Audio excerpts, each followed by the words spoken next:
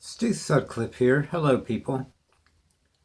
Here I am faithfully converting oxygen into carbon dioxide on a daily basis.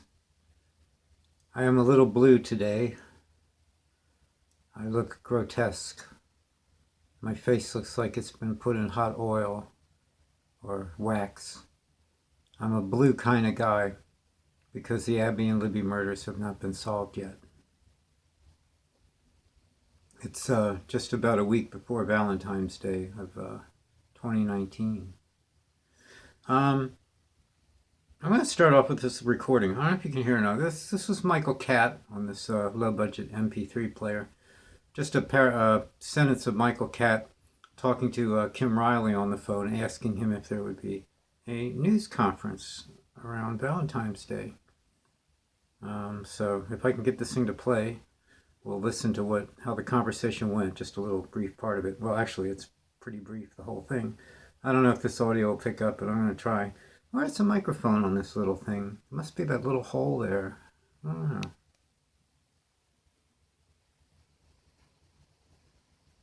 Okay, play. Lafayette to ask.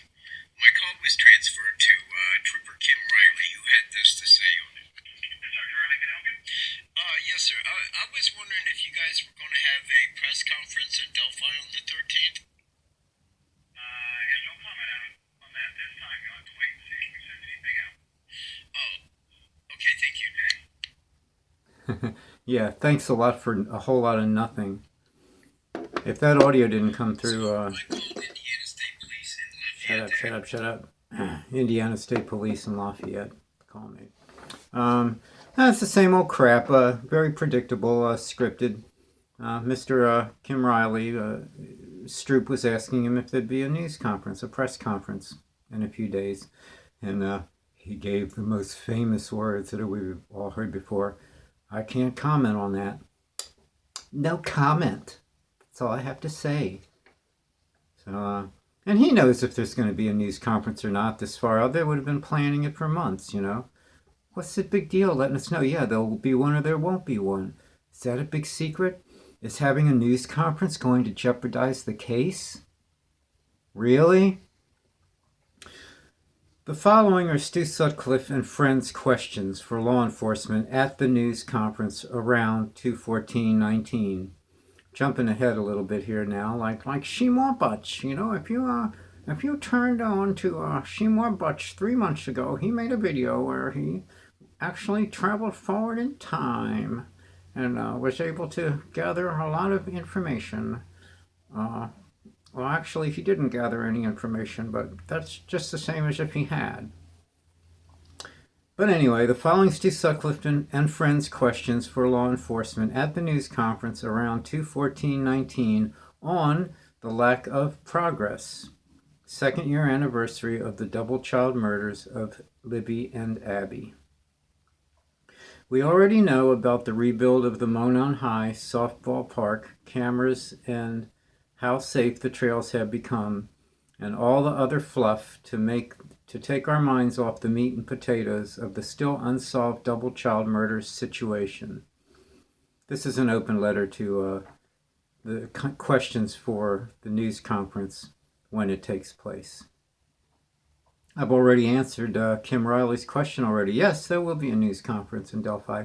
How come an idiot like me can tell you guys that and he won't even say it? Life is strange, you know? All right, so here's a few questions I'll throw at them.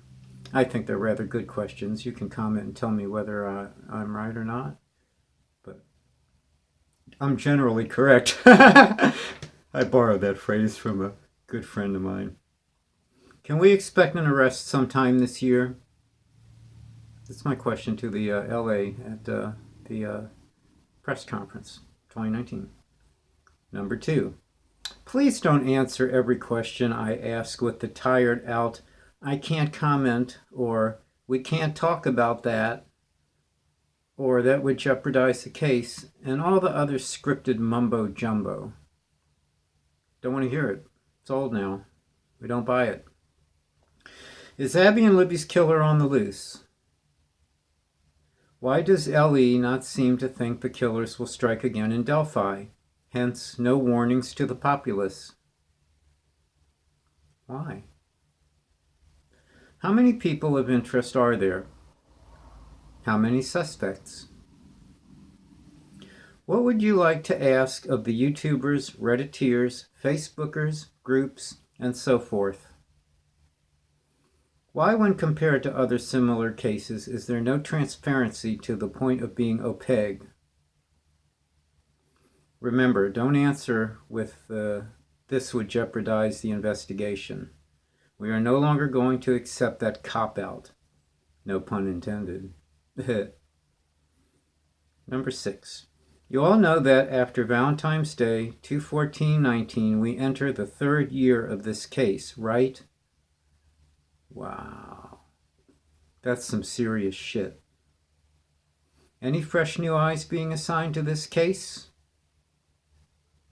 Why doesn't Delphi law enforcement, when they knowingly see us barking up the wrong tree after a person that law enforcement knows is not the perpetrator, example, Daniel Nations, publicly eliminate him so we don't waste our resources, meanwhile letting the real killer slip? Many content providers have put plenty of their own resources into this. Why did the artist's sketch look so much like Daniel Nations right up to the unusual bridge of his nose? Something seemed not right with the whole Nations thing and lack of information that followed. The real killer, as he does now, must have a great laugh.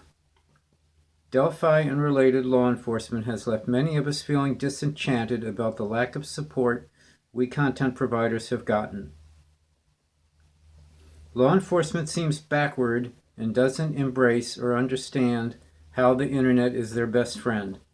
Oh yeah, and never wants a thank you from law enforcement or the families. All this indecisiveness is being recorded for history to judge. And you can bet someone will write a book, already has been done but prematurely. And the author might slam law enforcement on many fronts. Lastly, the near $250,000 reward money. What type of account is it held in?